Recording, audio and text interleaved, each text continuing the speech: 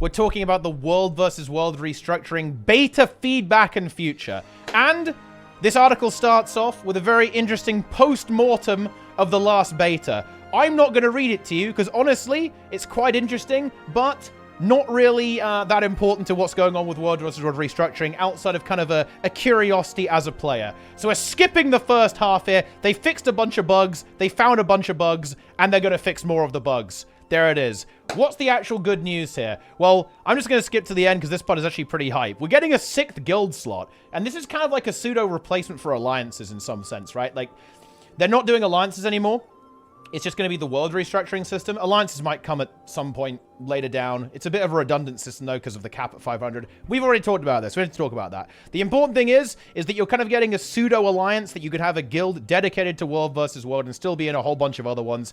Everyone gets a free guild slot. Transferring regions is going to be set to 500 gems, which is actually really nice. It's very cheap. So going back from EU to NA, if you want to play on NA or EU or whatever, that's now really cheap at 500 gems. Very, very cool stuff, actually, in my opinion. And there's a lot of stuff that's going to be added here to kind of make the transparency better. So, in other words, you're going to be able to see when the next team is happening. You're going to be able to see what team you're on ahead of time, giving you some time to repair, maybe join some Discords or whatever, and kind of group together with everyone.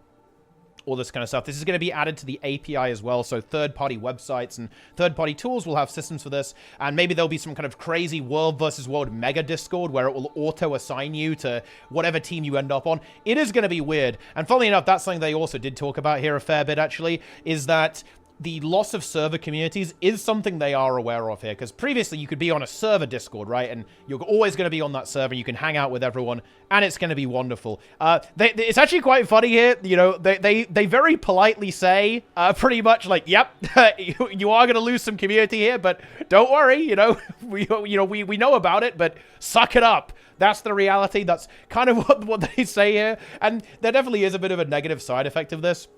But they feel that it's necessary to go in this direction to make it more active and make it a little bit more competitive and make the match quality a little bit higher overall. I'd be inclined to agree with that. I think that matching players up in matchups that they find exciting and maintain activity is probably a bit more important than being on the same server as some insane person who spams match chat for the last 10 years. Probably a little bit better, but I think I can understand players being a little bit upset with that.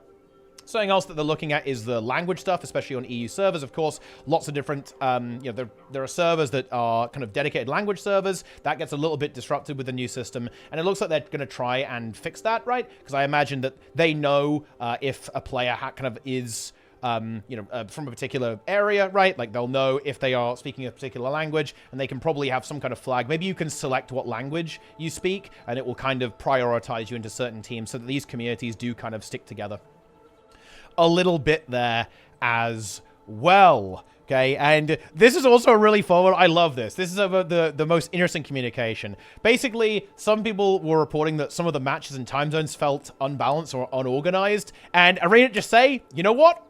Some people feel this way, but our data says it's good. Pretty much, yeah, they basically say, we certainly have improvements to make with how our criteria are used to create balanced teams, but the initial data and feedback shows us that we're moving in a good direction. So, yeah, apparently it's going pretty well in that regard, which is also pretty cool overall. And then after that, kind of like the big TLDR is that the next time they want to try another beta, they want to keep it on permanently. Like, so we're really getting there, actually, when it comes to World Restructuring. It should end up being permanent really soon. In fact, actually, of course, they might still do another beta. You know, they talk about how the fact that, yeah, you know, we're not totally sure on this. In particular, one issue that they're having some problems with is this map is full error. So in other words, when you queue up and you get in and it doesn't let you in, pretty much, like that's the issue as I understand it, which feels bad. And apparently World Restructuring has actually kind of exacerbated that issue. It has always been around, by the way. They talked about this in a couple of posts a while ago, right?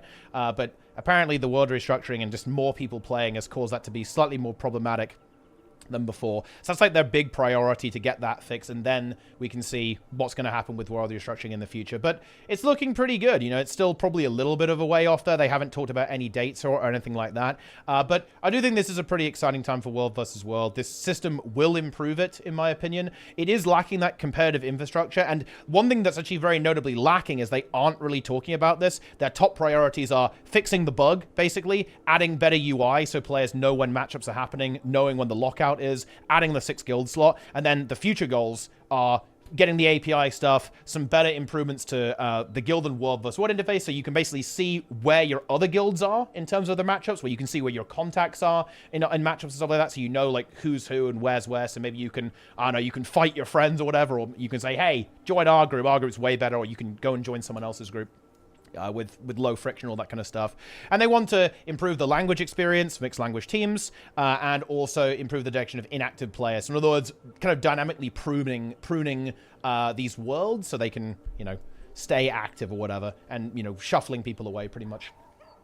If they stop playing, or if a particular guild stops playing world versus world, you know, to kind of adapt to that when that happens there as well with teams and so on. But yeah, very notably, they haven't talked about competitive infrastructure here whatsoever, which I think will still be very sorely lacking from world versus world, which definitely feels a little bit bad, but who knows? I mean, look, you know, we waited something like 8 years for alliances, so maybe another 8 years, and we'll also have some leaderboards and some exciting stuff like that. We'll see, or maybe they'll just drop it on us, and they'll, you know, it'll be a grand surprise.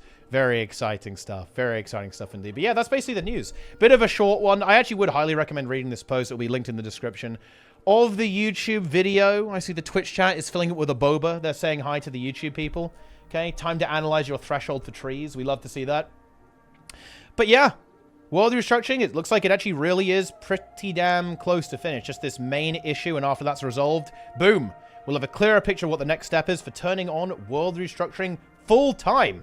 Ideally, the next time we turn on World Restructuring, it will stay on. How about that? So we're basically one step away from having a bit of a world versus world revamp. And, you know, you kind of see them doing some of those side changes too, like adding the 32 slot bags, revamping the reward structure to world versus world, like adding new achievements. All those kind of side things are kind of building and fleshing out the structures there, preparing for that launch to make it really exciting for new players and returning players to have a go with. So, yeah, I definitely approve of the direction here as well, and some pretty generous stuff with the gem transfers and everyone getting a free guild slot. That's actually really nice. I like that. I'm always capped out on guilds, so having an extra one is actually really comfortable, to be honest. Very, very cozy indeed. But anyway, that's it. Oh yeah, also more people tagged up as well. And people died to gliding when they turned gliding off. This is a very funny stat. 94% increase over the normal daily average of death to gliding when they disabled gliding because there were a couple of bugs that were going on there, which is pretty funny. But yeah, look, World Restructuring works, guys. More people tagged up, and they tagged up for 4.7 hours during the beta. 6,000 commanders. World versus World, a live game mode, guys. Very exciting. But anyway, that's a bit of a quick overview of the World versus World news. Some exciting stuff, and I'm definitely looking forward to it, so I hope you guys are too. But let me know what you think.